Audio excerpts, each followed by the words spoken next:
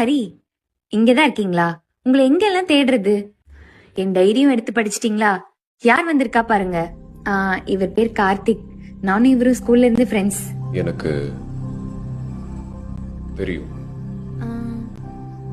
என்ன தெரியும்? எனக்கு தெரியும். ஹரி, நாங்க 2 பேரும் ஜஸ்ட் ஃப்ரெண்ட்ஸ் தான். எனக்கு தெரியும்டி. நீங்க தப்பா புரிஞ்சுக்கிட்டீங்கன்னு நினைக்கிறேன். எனக்கு தெரியும். ஐயோ இல்ல, நான் சொல்றது எனக்கு கொஞ்சம் தெரியும். எனக்கு தெரியும் தெரியும் தெரியும்.